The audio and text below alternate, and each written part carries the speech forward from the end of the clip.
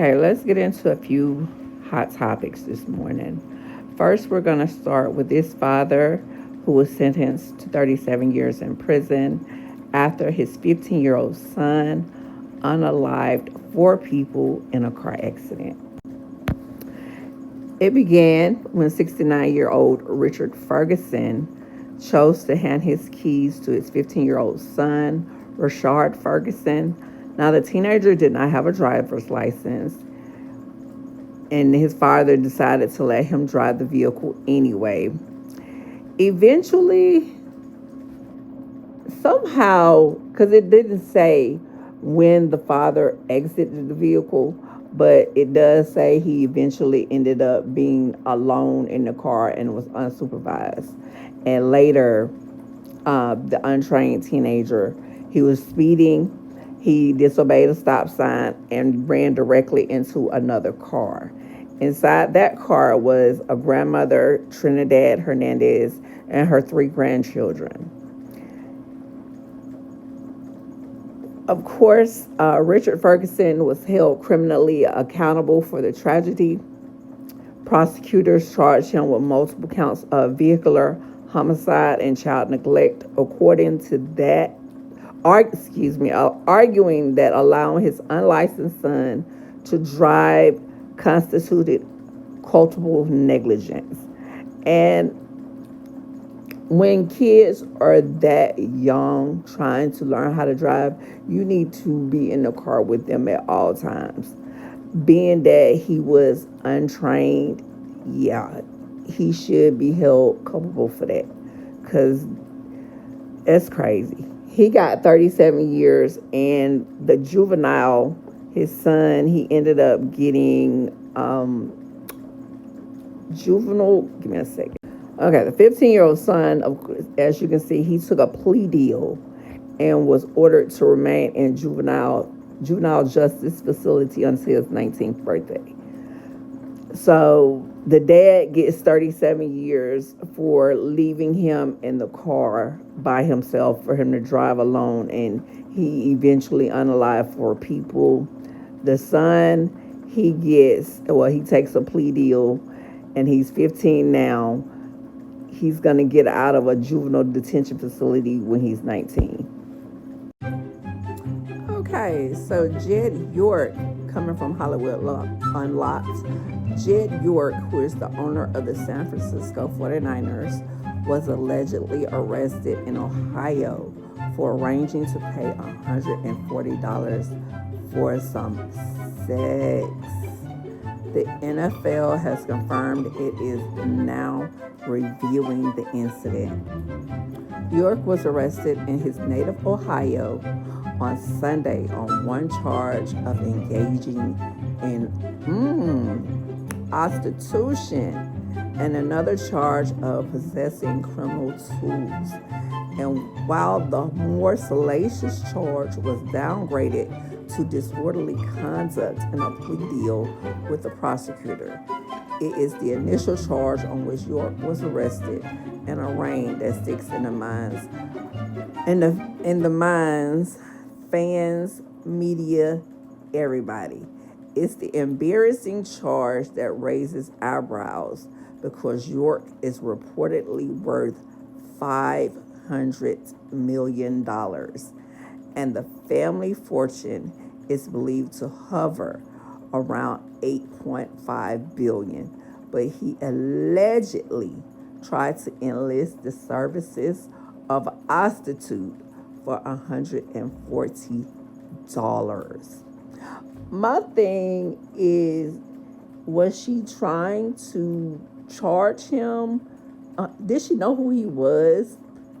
Was she trying to charge him $140? Or was he just offering $140?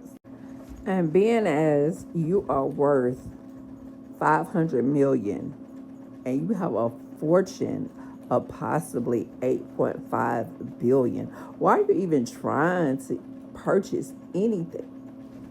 Why are you trying to purchase SEX?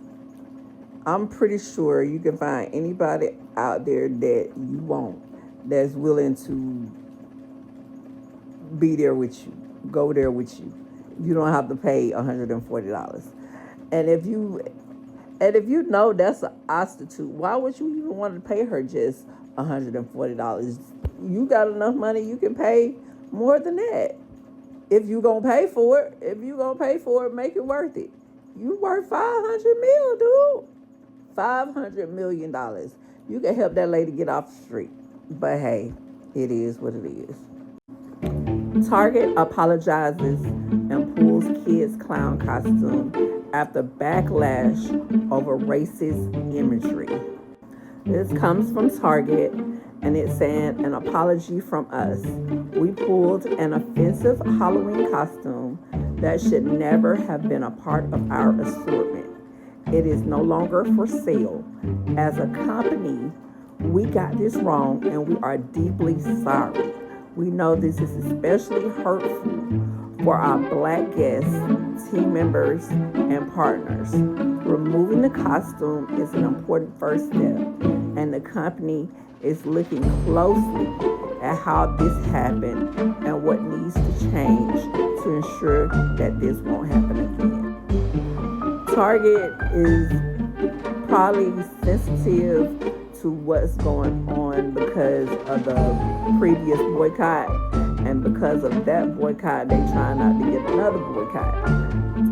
They know where their money coming from because they ended up losing a lot of money dealing with the last boycott. So Target trying to prevent another boycott from happening.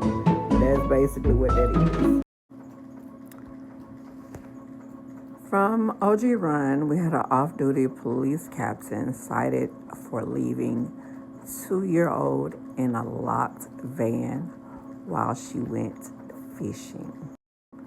A police captain was cited and placed on leave after her toddler was found alone in a locked van at a lake in Nebraska on Sunday. Lancaster County Sheriff's Office deputies were called to Pawnee Lake at 4:04 p.m. on a report of a distressed 2-year-old child locked in a vehicle with no adults nearby. Lancaster County Sheriff Terry Wagner said the mother, later identified as off-duty Lincoln Police Captain Maddie McGuire, 54, took her toddler out of the van before deputies arrived. So you were out fishing, possibly drinking, and you left your toddler in the van while you went fishing. You know how many kids are being unalived from being left in vehicles lately. It's astronomical. Now, why you just take the child out the car with you? I mean, if you gonna go fishing, you could have took the child out the car if y'all gonna be out there fishing. If you didn't want to take the child out, then maybe you shouldn't have went fishing, because you could have had some little chairs to have them sit down for the child to sit in while y'all were out there fishing. But just leaving her in the vehicle by herself.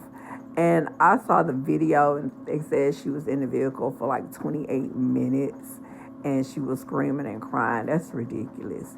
And then you're a member of law enforcement. Y'all got to do better. I understand law enforcement is people, but a lot of law enforcement, we kind of hold you to a higher standard because you're supposed to be out here protecting us.